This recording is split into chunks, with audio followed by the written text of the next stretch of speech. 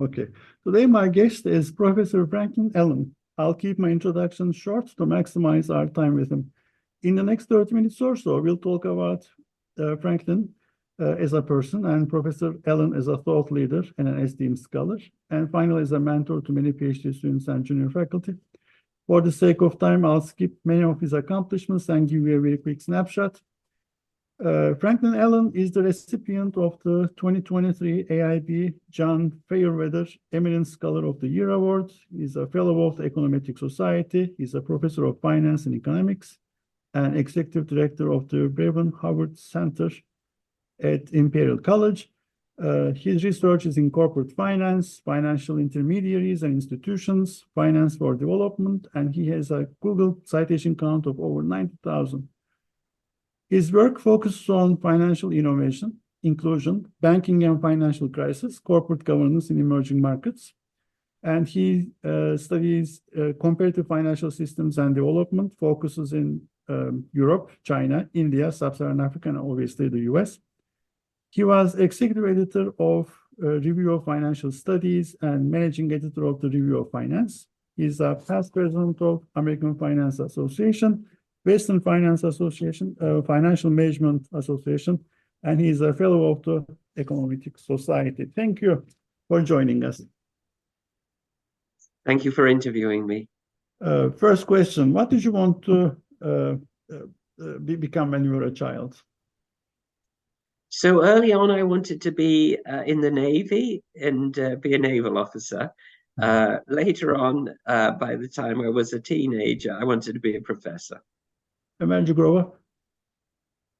Sorry? Where did you grow up? I grew up near where I am now, so it's in London and in the suburbs of London. Perfect. And can you remember the earliest moment of distinction between foreign versus domestic? So we used to travel an awful lot. So there's no particular time, I think, that was the case. I have some early memories from various places. I think one of the earliest was in Canada. We were in Banff National Park, and I was playing outside with my two elder sisters. And then suddenly my parents started screaming from the cabin and they ran in. And I was kind of oblivious, and there was a bear coming. So, fortunately, I realized that in time and ran in after my sisters. But I think that's probably one of my earliest memories from overseas. So, Franklin, how did you choose academia? Well, my father was a professor, so I grew up in an academic household. It's kind of the family business.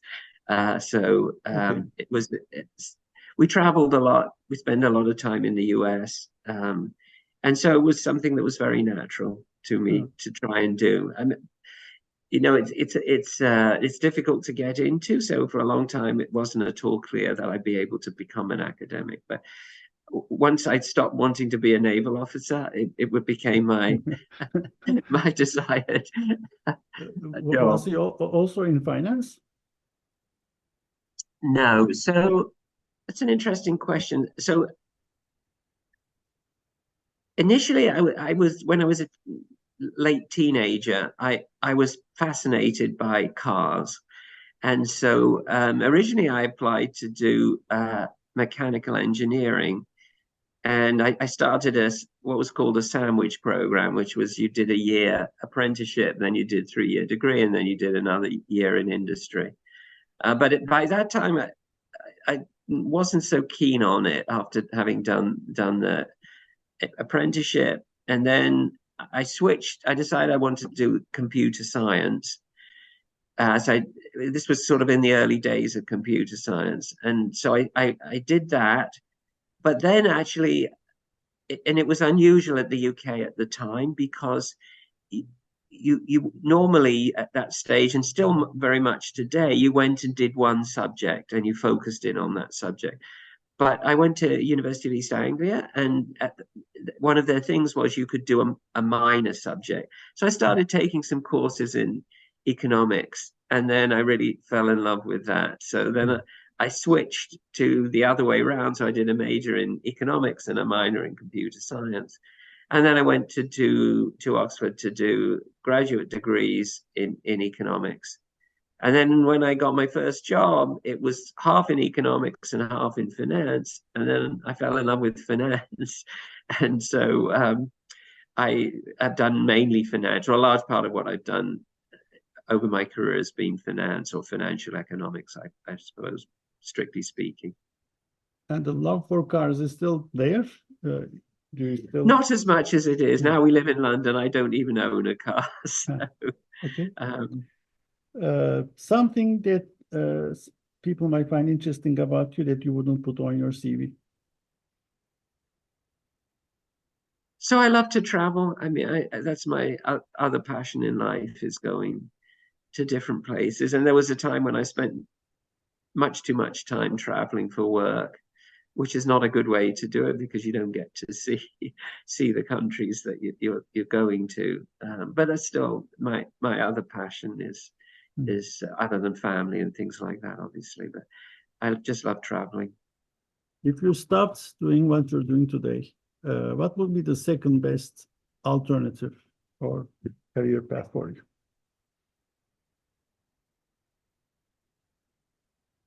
So that's a very interesting question. It's difficult for me to not think about doing research and teaching.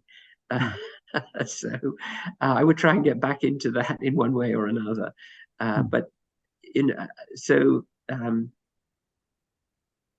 and what I'm doing at the moment is to a large extent administration because I'm interim dean.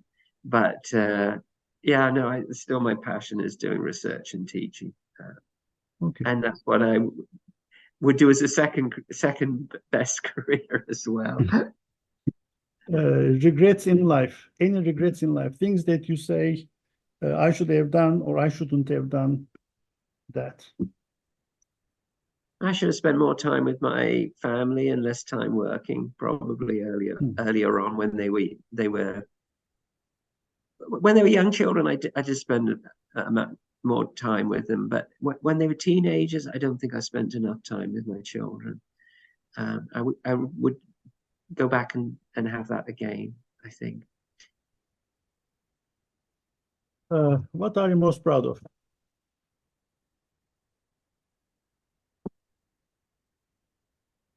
I'm most proud of my children and my family. Yes, I think that would be it. Okay. Let's talk about research a bit. And let's say in your travels, you get into this little small village, into this little cafe, and people are curious about you. How do you explain what you do and why your work is important to people who don't read academic journals?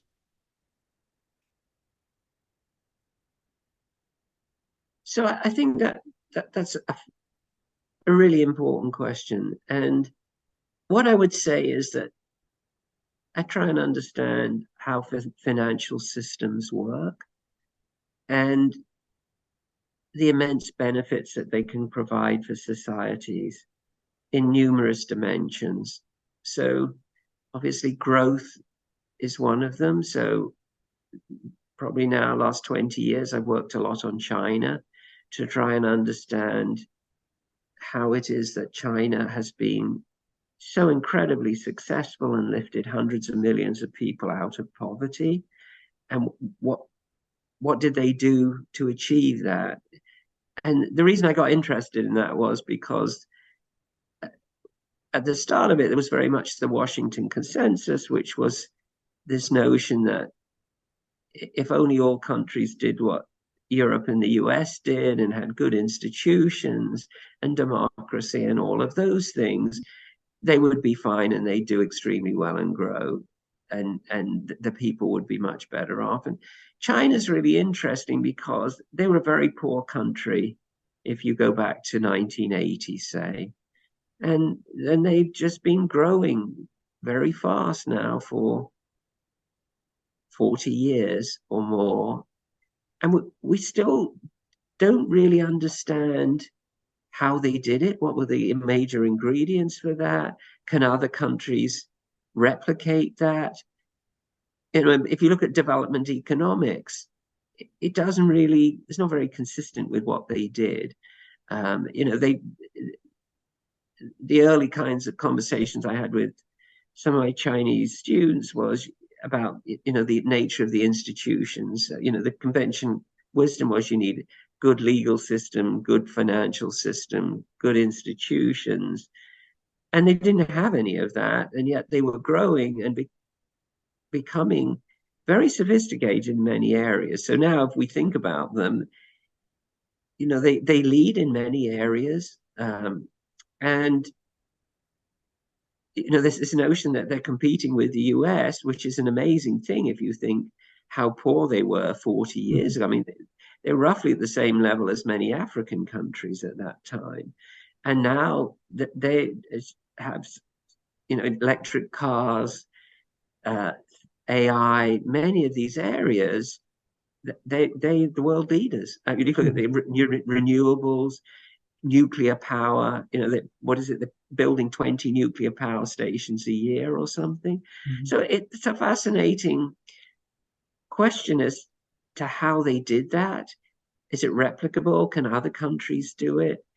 And so that's, I think, a really important area. And finance is a big part of that. How you get the resources, how you choose the things that you invest in, and so on, are fascinating to me. And comparing other, the reason I got interested in this was trying to kind of understand US versus Europe. So, the US at some point really grew very fast, did extremely well in terms of developing new technologies, and the Europeans, some of them did well, others didn't do well. In the long run, they haven't done quite as well now for probably since the Second World War, or maybe the First World War. So these questions of comparing different countries, understanding why some do better than others, and so on, is really very interesting. And so we've also more recently worked on India, which is another fascinating case. What are the differences between India and China? Why is India, until recently, not done as well as China? And Africa is the other fascinating place. Why is it that Africa hasn't done well? It's doing much better now, but for many years when Asia was doing well, they were very static in comparison. And so understanding that these kinds of questions, so that's how I think about what I'm doing. Also the nitty-gritty of how finance works, how the markets work, how people make money. Is that a good thing or a bad thing? All of these things are related. They're different levels of the same kinds of issues, I would say. From your theoretical lens, from where you're standing, omitted variables or neglected areas of research in international economics, international finance, what would be accompanying these puzzles, India versus China, Africa versus what it could be? I mean, I'm thinking, for example, why China did better than India. We can say they've got more energy, and India doesn't have enough energy. Well, that is number one. Well, Africa has energy, but they don't have control over it. They have sales of it to others, but there's basically no use of it in Africa. So given what you know now about all these different markets, India, Africa, China, US versus Europe comparisons, comparative studies, what are the things that are omitted in research? Things that we should have covered more of or focused more on going forward? So I think institutions, the role of institutions is really important. I think obviously it's a big area that people study, but if you think about most economics and finance, institutions don't play that big a role in many of the analysis. So one of the reasons I got interested in these areas at the beginning was to try and understand, why do some countries rely on banks so much, and why do other countries, primarily the US, but to some extent the UK and a few others, rely so much on markets, and what are the differences between those, and which is best? And this was a time when Japan and Germany, which don't really use markets very much in a financial sense, were doing extremely well and trying to understand some of those issues. But of course, it's not just those institutions. I mean, things like the legal system, alternatives to the legal system, all of these things are very important for us to understand. And I still think we don't understand the basics of why was China successful. So I think many people in China would argue the Communist Party did a very good job, but others would say, well, no, it was more when Deng Xiaoping opened up the economy to private enterprise and so on, and what are the correct balance for those kinds of things. So these are really interesting and important questions, I think, which we need to think about much more. Franklin, how do these ideas come to you?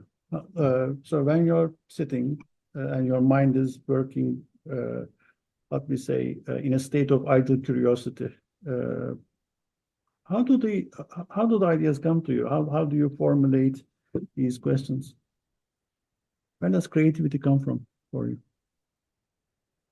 I think history studied. My father was a historian, so I was very interested in history. So a lot of the subjects that I studied were coming from that. Excuse me. But the other one is, the people around you, the questions they were asking. Those are very important too. I think colleagues and your situation and what you read, these are all things which stimulate ideas. That's interesting when you think. I think back to my days as a graduate student. Coming up with ideas was very difficult. Coming up with three topics for your thesis and so on took a long time. And then after 10 to 20 years, there are lots of ideas. And now I'm in a stage where there are so many ideas I'd like to work on, but don't have time for. But fortunately, I have a number of co-authors, so I can pursue more than I otherwise would be able to on my own. Okay. As a finance scholar, what do you see, or where do you see the IB research going forward in the next 5 to 10 years? In finance? As a finance scholar, the field of international business going to deal with in the next 5 to 10 years? So, I think there are these global challenges we have. So obviously a major one is climate change.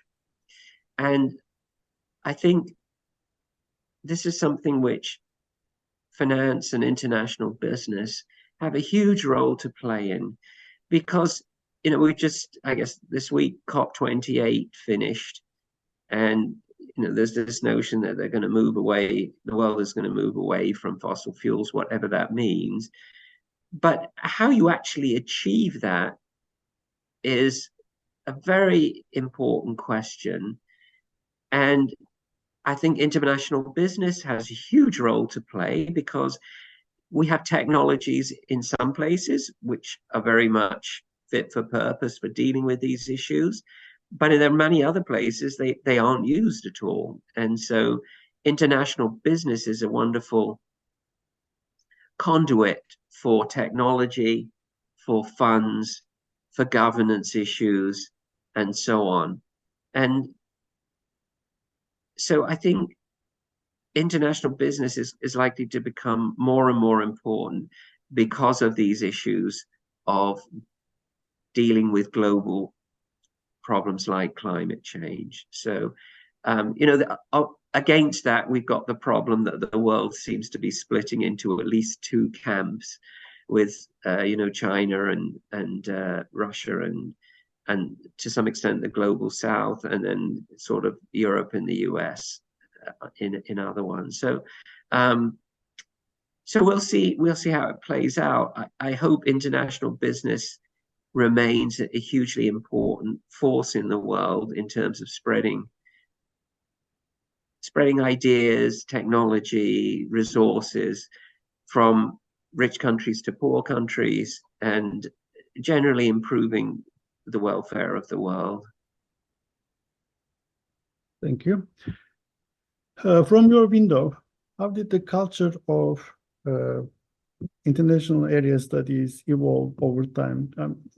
Going back, thinking about 1980s, 1990s, and early 2000s, starting from that point on and going forward. What did we lose along the way? What did we gain with our shifting focus? But what's this evolution? Where is this evolution headed to? So that's one of the major questions the world faces, I think. This is sort of the issue of globalization. And I guess I'm somebody who believes that globalization is a good thing. I think we've had a lot more interaction between countries, which has been a very good thing. As I say, growth has occurred in some places in the world, and I think a lot of that is to do with the kinds of technology transfers and so on that have occurred.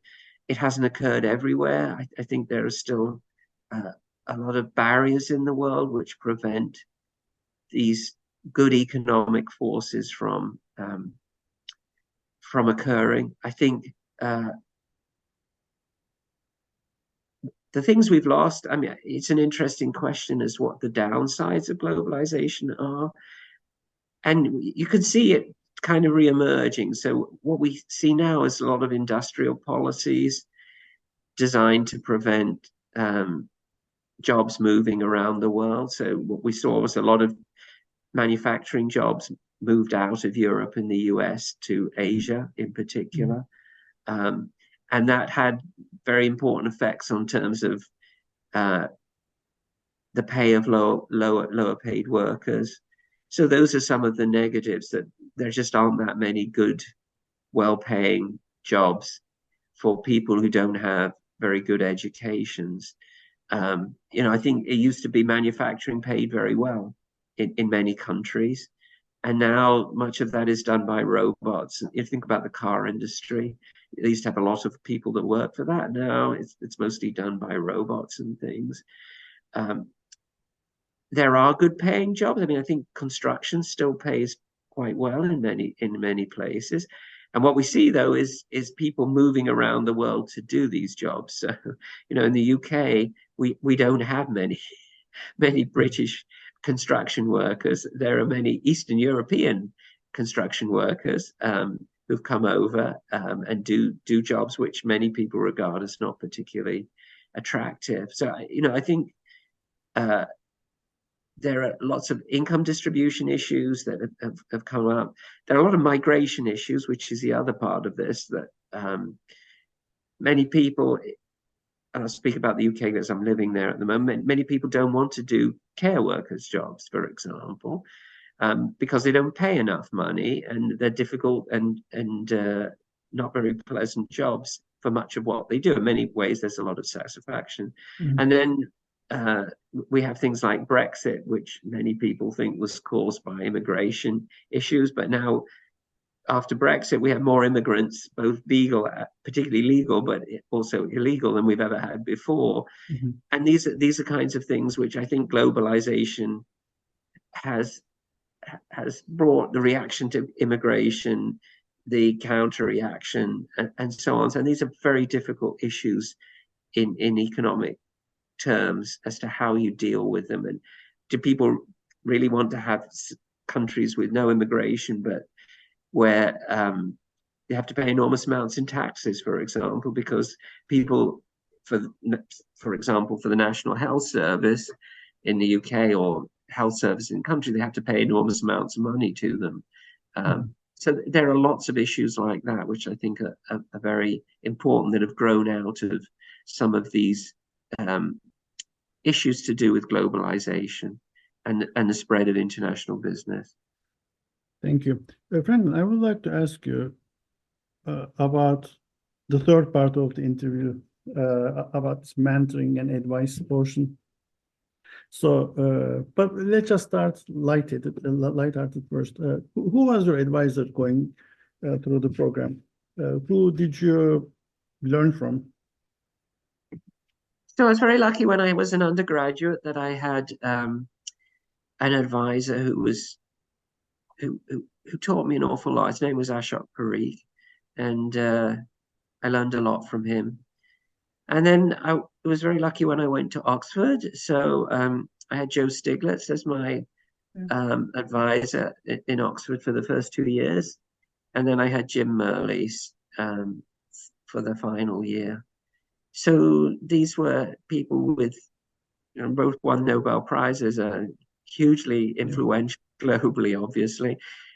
And, I think back to the conversations I had with them, it was just so rewarding intellectually. And I still think back to them, even though it's many decades. I still think back to, oh yeah, I remember talking to Joe and to Jim or whatever about that. And then when I went to Penn as an assistant professor, I talked to people there. Sandy Grossman was there at the time, Andy Postlethwaite, Rich Kielstrom. These were all people I spent a lot of time talking to. And again, they were hugely influential on how I thought about the world. More lately, it's been people who were my former PhD, well, particularly PhD students to start with, and then former PhD students and co-authors, and so on. So it's progressed through the years. Now it's mostly people, obviously, that younger than me, who I work with a lot now. How does the process work for you and for your PhD students when they come to you with big topics and say you're giving a talk and look at the things we talked about: climate change, polarization, political systems, and you talked about financial systems being polarized as well in your writings.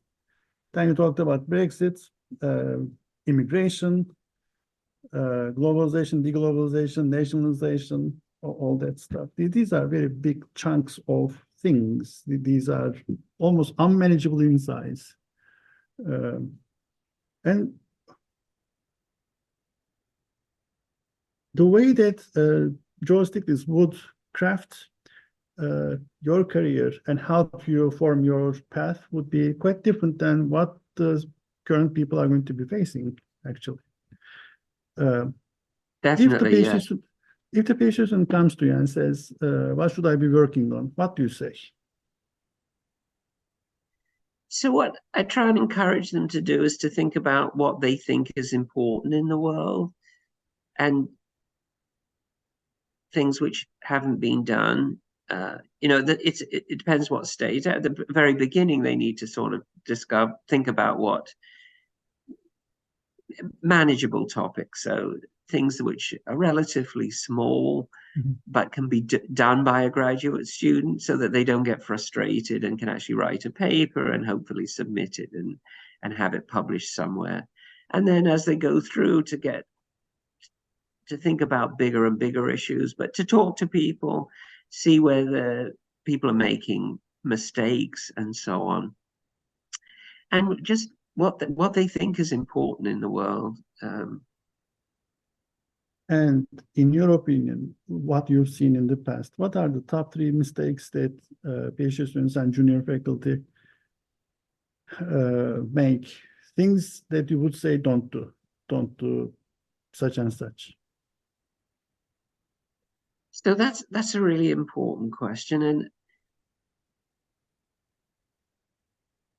I think it's very easy to get bogged down in very difficult questions which take a long time to think about.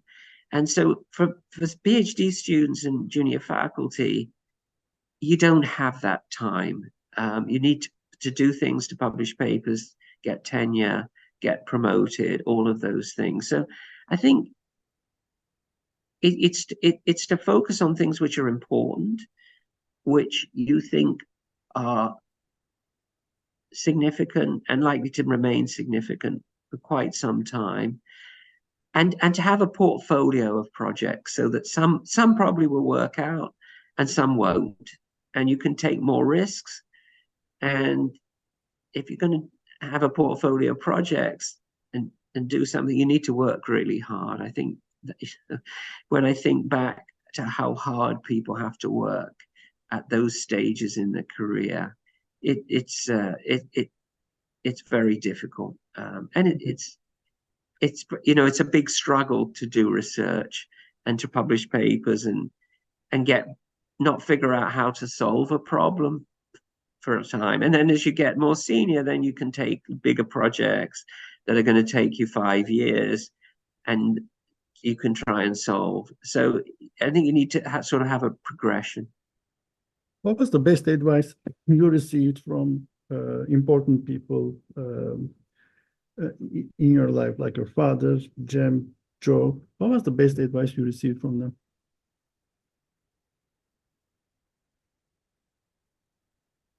So it's an interest. I'm not sure that, with my father, well, all of them actually. I'm not sure so much sure it was advice. It was more talking to them, thinking, trying to understand how they thought about the world, and what did they do which allowed them to be so different in terms of achieving things that other people weren't able to achieve. And so I think that was really it. It wasn't that.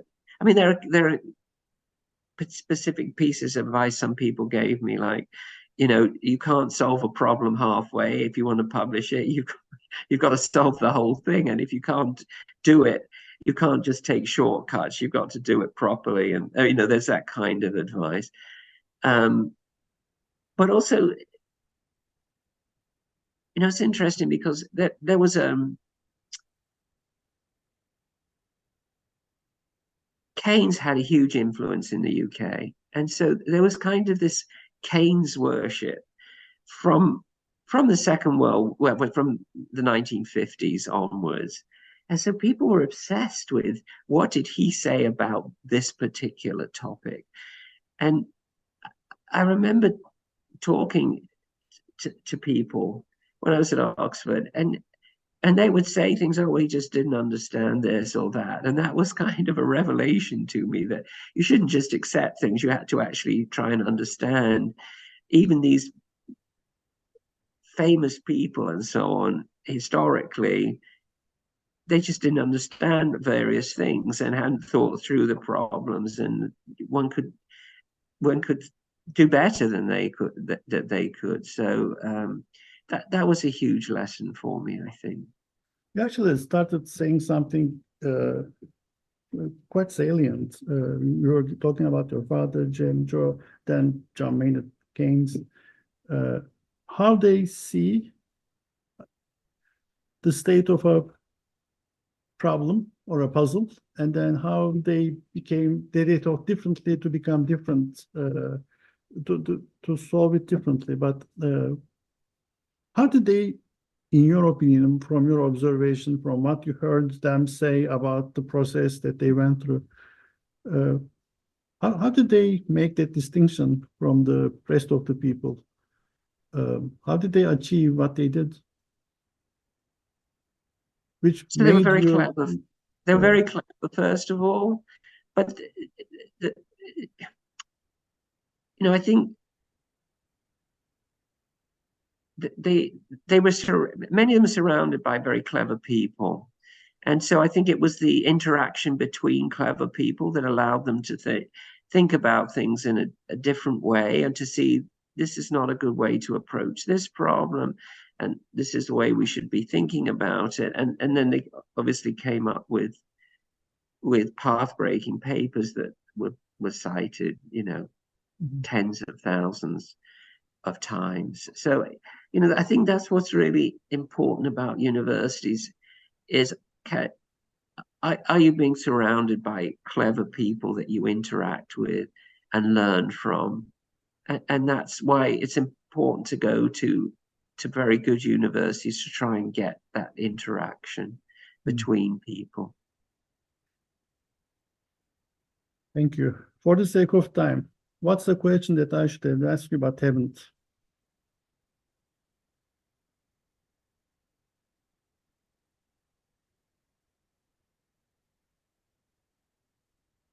So I'm just looking through the question list that we have here.